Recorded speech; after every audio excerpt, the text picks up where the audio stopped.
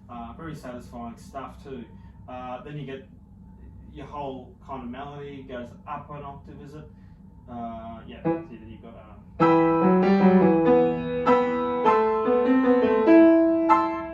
keep that left hand louder, I should say, than the right.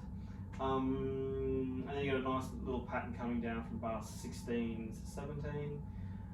Just learn the first 6 notes, and you'll be able to get this all the way down.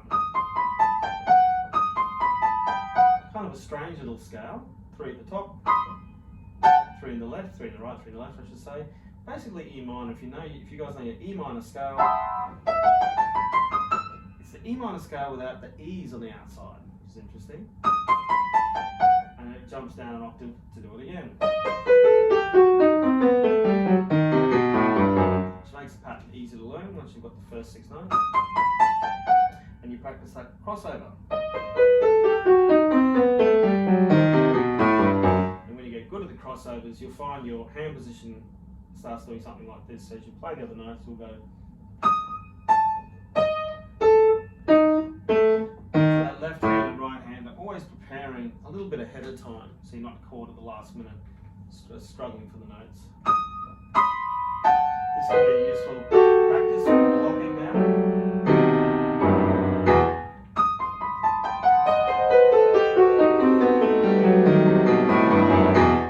And you're back and do it again. That first theme comes back, the A section comes back again.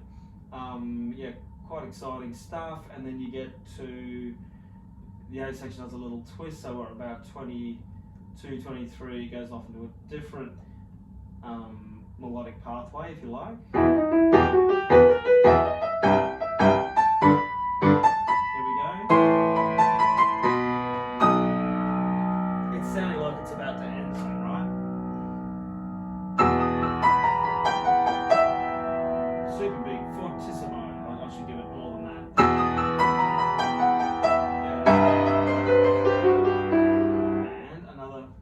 coming up, another broken chord pattern. It's a lot of B chords or B7 chords. It mixes up a little bit and a little bit of a scale at the end. So you've got this.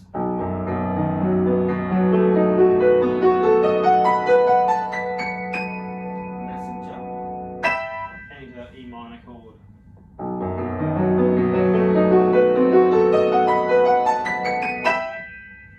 Big finish. So your first, if you know B major, B, D sharp, F sharp makes a B major chord. They sort of split it up and spread it out on the left and right hands down below. Different notes of that range, just to give you a heads up. But then when you hit the second position change, that all moves up to there. It's more B7 chord, so that A makes an appearance in the left hand. So it's a bit more of a B dominant 7th kind of chord. Which then repeats twice, and it begins again the last time, and then ends in a melodic minor scale, if you like, for E minor. Good chance to learn about the E melodic minor scale. A lot of the way through, you'll leave at the E harmonic minor, the F sharp and D sharp. And to make it melodic, you're changing harmonic minor to a melodic minor. You raise the 6th in addition to all the other notes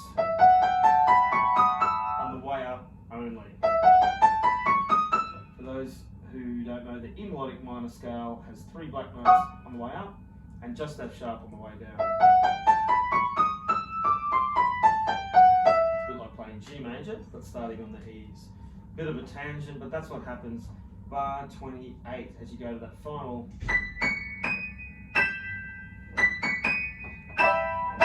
Coming to the E minor chord, you got a C major chord that's it jumps down a position in the range of the piano. Another E minor chord.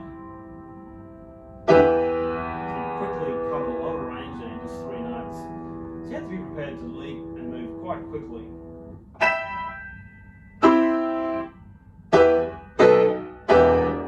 A lot of this is not how fast you play the chord, but how fast you can prepare to play for the chord. So when I'm on my first E minor, chords at the top here, when I'm going to C major, I want to get there quickly, like a little ice skate, or those skater insects on the river. See that? How fast I'm preparing? Super fast. Then I'm there.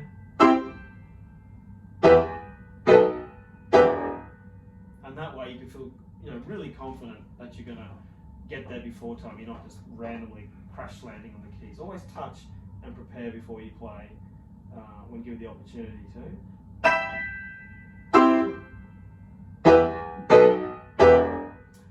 the bottom there. Yeah, great. You're jumping around everywhere. What are some notes? There's some notes here. 12/8 chromatic runs, patterns, arpeggios. Yeah, a lot of those things like at the end there. It's a form of arpeggio. Yeah, quick chord movements. I think I've covered other stuff here. Broken chords, subs and cadence, 27 to 30. Oh yeah. You can look at the very last bar. You say it's a perfect cadence. 1-5-1 or 1-5-7-1. Classic, common way to finish a piece of music in the Western world. 1-5-1. So anyway, there's Midnight Ride, E minor. I don't think there's alternative fingering. So there's ones in the little brackets of bar 13. You've just got other fingers you could use on that chromatic scale. Generally, the ones underneath are the ones they'd highly probably prioritise using, but you could experiment with the other ones in the brackets above. Everything else should be mostly self-explanatory. The 12/8's a big thing. There's different kinds of minor keys. You could learn your E harmonic minor for this piece. You could learn your E melodic minor, and even your E natural minor, which technically you'd be learning with your melodic. But if you find the melodic too much to stomach in one go, learning the E natural is a good way in to learning about the harmonic minor and the melodic from there. E natural minor, basically G major, starting on E's. Starting on E, E's your home note, E's the key note, with the 1 sharp to deal with. So there you have it. There's some tips and taking you through challenges and also the good times of learning Midnight Ride by Melody Bova. So yeah, hope you found that useful. Catch you next time.